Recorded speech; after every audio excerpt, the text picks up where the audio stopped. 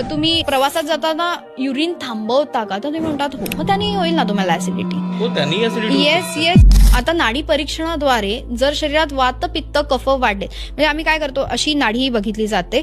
पहिली वात पित्त आणि कफ, हे जे ठोके आहेत त्याच्यानुसार आम्हाला कळतं की तुमच्या शरीरात कुठला दोष वाढलेला आहे. आणि नाडी परीक्षणाद्वारे जेव्हा पेशंटना आपण क्वेश्चन्स विचारतो की तुम्ही प्रवासात जाताना युरिन थांबवता का? तर तुम्ही म्हणतात हो, मग त्यांनी होईल ना तुम्हाला ऍसिडिटी. कारण काय, प्रवासात असतं ते तेव्हा आपल्याला ऑप्शन नसतं. मग हे मुलांमध्ये पण दिसायला लागतं. आजकाल अगदी लहान लहान मुलं पण ऍसिडिटीसाठी येत आहेत. आज अगदी 5वी 6वीतल्या मुलांना सुद्धा डोकं दुखणं, ऍसिडिटी होणं हे त्रास होत आहेत. मग नारळ पाणी द्या ना मुलांना, त्यांना सरबत द्या, त्यांचे लिक्विड्स वाढवा. कारण काय, आपल्या शरीरात सप्तधातू सांगितले आहेत: रस, रक्त, मांस, मेद, अस्थि, मज्जा, शुक्र आणि त्याच्यानंतर तयार होणारं म्हणजे ओज, जे आपल्या चेहऱ्यावर दिसतं. आता रसधातू जर चांगला तयार व्हायचा आहे तर आहार चांगला घेणं